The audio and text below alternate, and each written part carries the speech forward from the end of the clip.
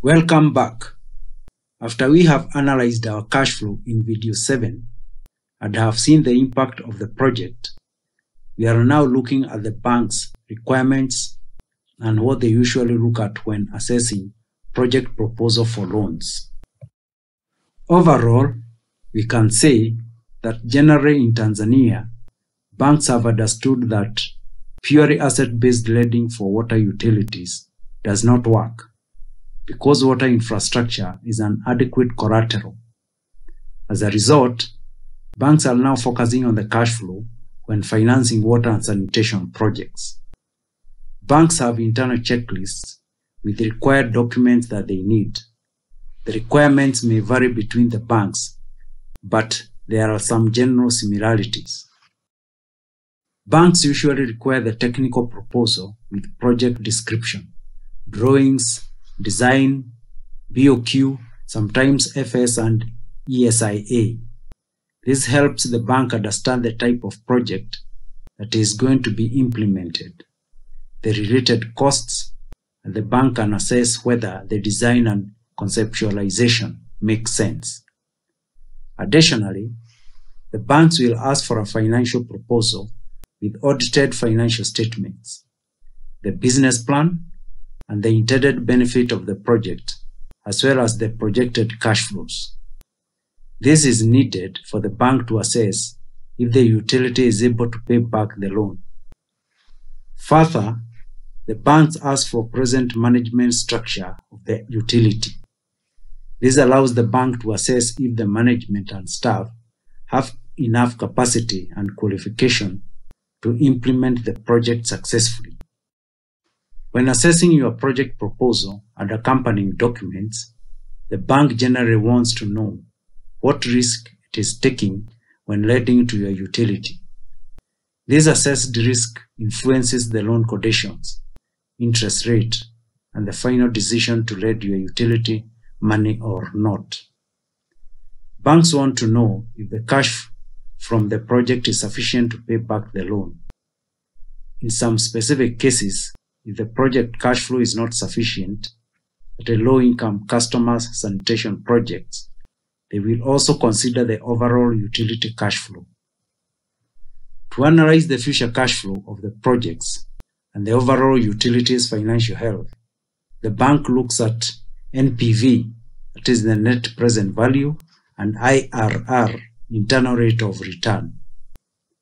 The NPV, net present value, is used to calculate the value of future cash flows over the project life and discount them to the present. A positive NPV is an indicator of a good project. IRR, internal rate of return, calculates the expected return on investment. Both calculations are measures of the ability to repay the bank's loan. Further, the bank looks at ratios to analyze the overall financial health of a utility. The current ratio and quick ratio help to assess the utility's ability to repay its debts with short-term assets, cash and receivables. The debt-to-equity ratio looks at the capital structure of the utility. It is important for the banks to know if the utility has other loans to pay back. Lastly, the profit margin assesses the profitability of the utility. As the bank's requirements and conditions vary, I highly recommend that you visit more than one bank to compare the offered loan conditions and negotiate interest rate. Fill in the different offered conditions into the Excel tool and see the impact on your projected cash flow. We have now reached the end of the tutorial series. Thanks for staying tuned throughout the 8 tutorial videos on cash flow analysis. Let's summarize what we have looked at, tried out, and learned. Video 1 gave you a brief overview of the video tutorial series. In video 2, I've shown you the key functionalities of the tool and shown you where to download it. Video 3 helped you to prepare and collect the relevant data that you need to project your cash flow. We have put in the first data into the tool in video 4, projecting the general utility cash flow. We have analyzed the resulting projections in video 5. In video 6, we finalized the data entry by adding the relevant project data, loan conditions, and potential grant specifications. We have compared and analyzed different cash flow scenarios in video 7 and looked at how the cash flow projections can help you in your decision making. Lastly, video 8 covered the bank requirements and the bank's key aspects for assessing project proposals. Thanks for following this tutorial on cash flow analysis.